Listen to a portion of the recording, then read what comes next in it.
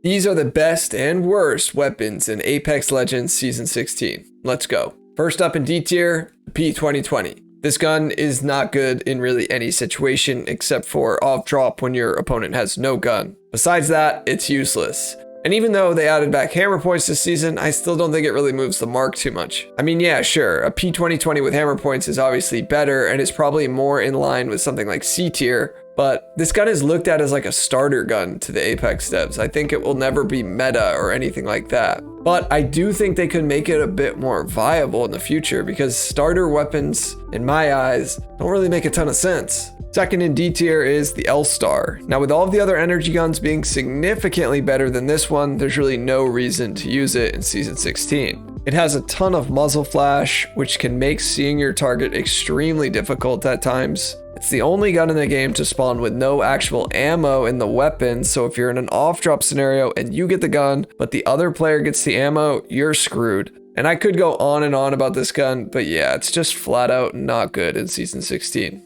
Okay, this is a really hot take, but third in D tier is the Alternator. Although the Alternator is much better than the last two guns I just talked about, and it probably deserves a C tier placement, I just don't understand why this gun is looked at as like the little brother of SMGs.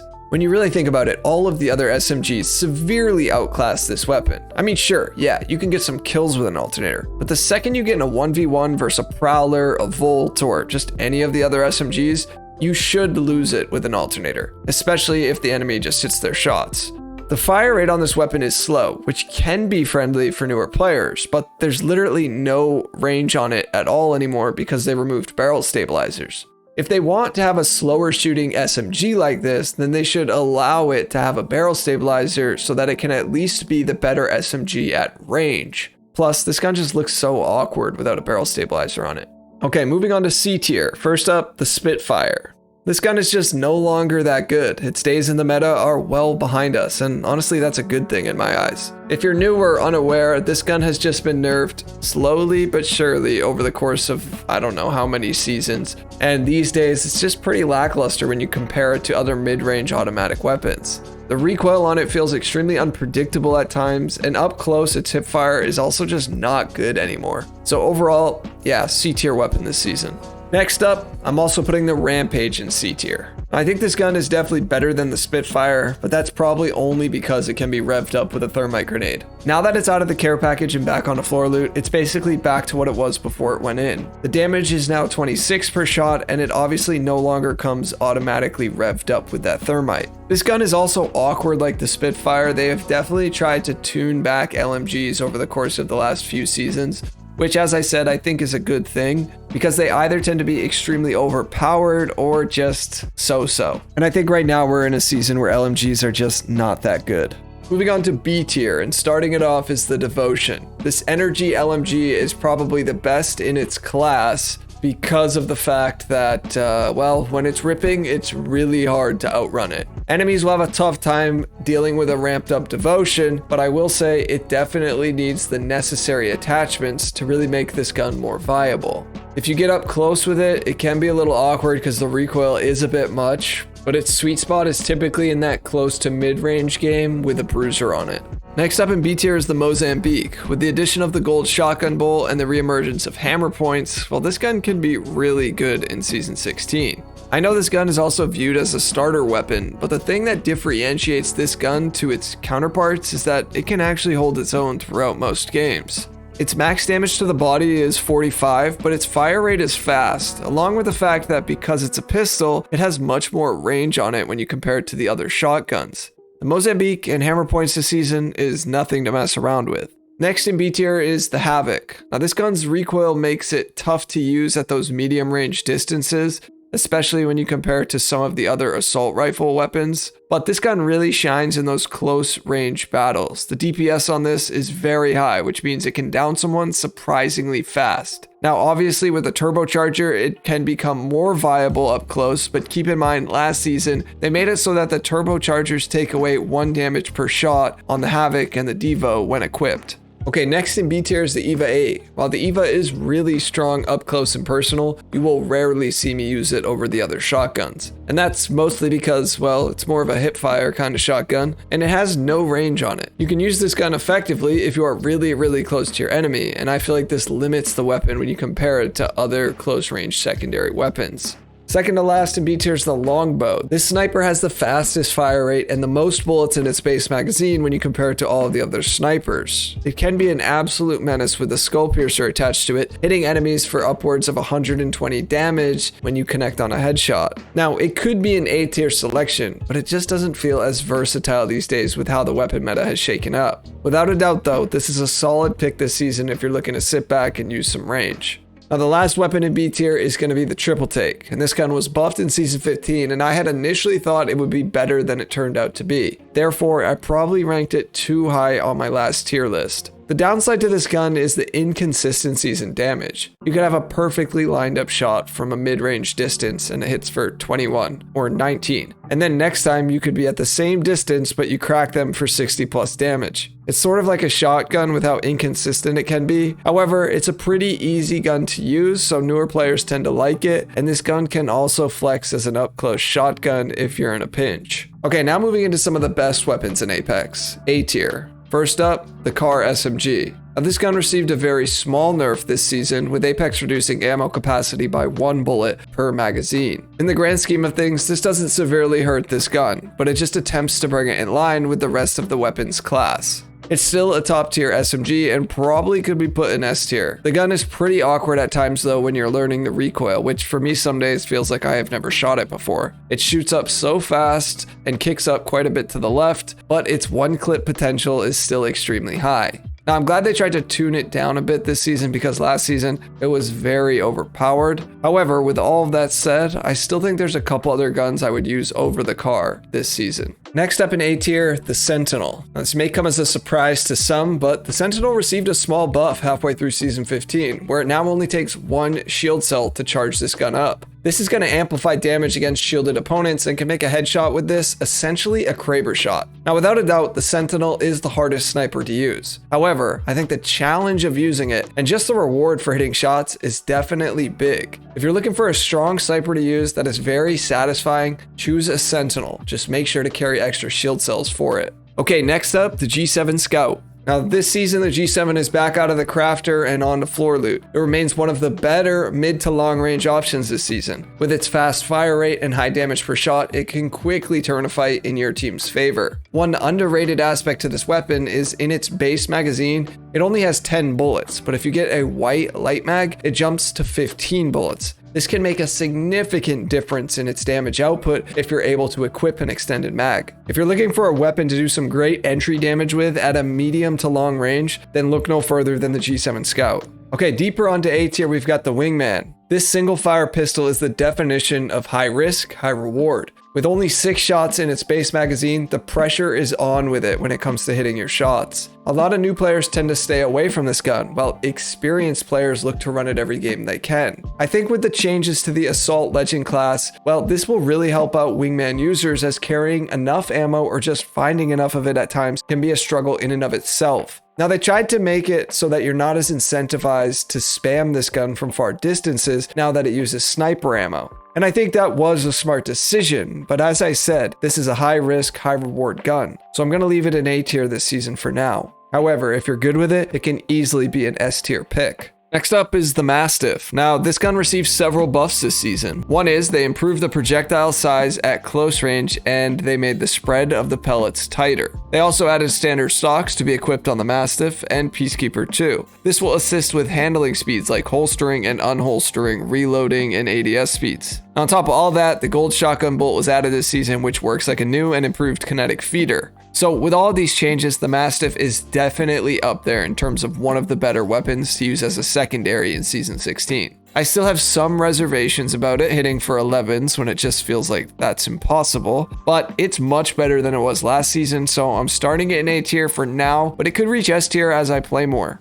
Last in A tier is, well, some of you who have seen previous tier lists of mine will be relieved to see that I've finally come around to putting the 30-30 higher up. It's grown on me, and for that reason, I'm going to put it in A tier this season. I still think it can be a little wonky at times, but man, is it satisfying cracking someone's armor with one charged up shot. The skull piercer on this gun is also very, very strong, and while using this gun a good bit in ranked, I realized I really like the 1-2 sight on it. There's something about the 1-2 on the 30-30 that just makes it click for me. I know the other long range, mid-range sights are good on it, but I don't know, try out that 1-2. However, its hip fire is still pretty bad though, so hopefully you're not swapping to it in a close-up 1v1 as you try to finish off your enemy only for the bullets to shoot in a complete outline of your target. Okay, moving on to the best of the best now. S tier. Starting it off is the Peacekeeper. Now this gun also received similar buffs to what the Mastiff did. So we got the gold shotgun bolt, standard stocks, and they also increased the projectile size at close range. For anyone who doesn't know what that means, it's Apex trying to make these shotguns more consistent with their damage up close. Now I think the standard stock helps out the PK a ton.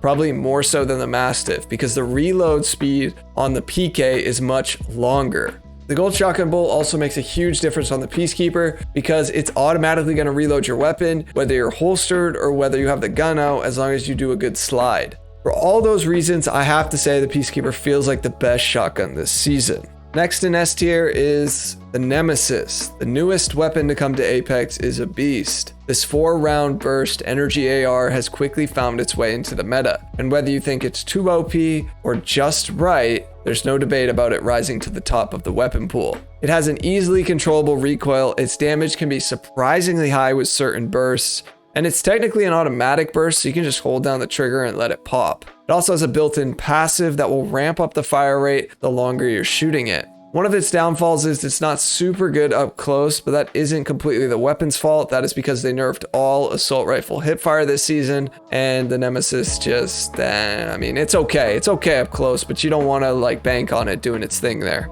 Next up, we have the Flatline. Now, besides the AR hipfire nerf, the Flatline didn't see any changes this season, but I think that with how some of the other guns were affected, well, it's naturally made the Flatline a great pick this season. The heavy ammo AR is a really, really strong weapon and can still be effective up close, mid-range, and somewhat of at a long-range distance too. Now, the recoil is definitely harder to control than the 301 or the Nemesis, but it can be worth it in the right fights, especially if you put in that extra time to try to master that recoil. Next in S tier, and you guessed it, the R301. Now the 301 received one small nerf, which was a decrease in damage by only 1, so it's now 13 and it previously was 14 per shot. In the grand scheme of things, this isn't a huge deal, but with the nerf to the hipfire, the gun doesn't feel as good, and maybe we were just used to a really, really good version of this weapon before. But I want to be clear, the 301 will still get the job done in Season 16, no doubt, and that's why it's still an S tier weapon. However, it's definitely not as good as previous seasons for the reasons I just listed,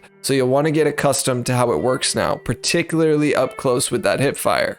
Next up in S tier is the R99, and this received 2 small buffs in the last 2 seasons. In this season, its damage was buffed from 11 up to 12, and last season they added 1 extra bullet in the gun when using a blue or purple extended magazine. I'm actually really happy they buffed this because it's felt like the Car and the Volt have just dominated the SMG meta for the last year. And with the new buff to the Prowler too, it only made sense to bring the 99 more in line with its competition. Now, if you remember when the 99 went into the care package all the way back in Season 6, well, right now the damage is the same on this gun as it was when it went into the care package. So if you get comfortable learning this weapon's recoil, I think you will quickly see how this gun is an obvious S tier pick in Season 16.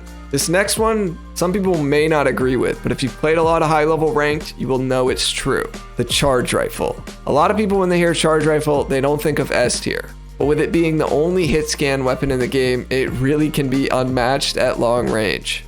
This gun takes minimal skill to use and can easily be the most annoying weapon to go up against in the game. Now they've had to tune it back since its release all the way back in Season 3, but it still remains the best sniper on ground loot. Personally though, I would love to see this weapon receive another nerf in the next update. It's not something you'll notice a ton in like public matches. At least I don't see them a ton in my lobbies, but when you get into ranked, it becomes such a menace to deal with because you have people zapping you from 500 meters away, and there's really no other weapon you can match against it. Alright, next up in S tier is the Volt, and although this gun is now in the crafter, at least for the first half of this season, this SMG is still one of the best guns in the entire game. Its easy recoil and explosive damage can be a game changer in any close to mid-range fight. As far as accessibility goes, this weapon is like the SMG version of the R301. It's versatile and very user-friendly. I really can't say enough good things about the Volt right now, so if you have that extra crafting mats and you're looking for a really good gun, go and craft the Volt. Okay, last up in S tier is the Prowler, the most OP SMG in the entire game right now.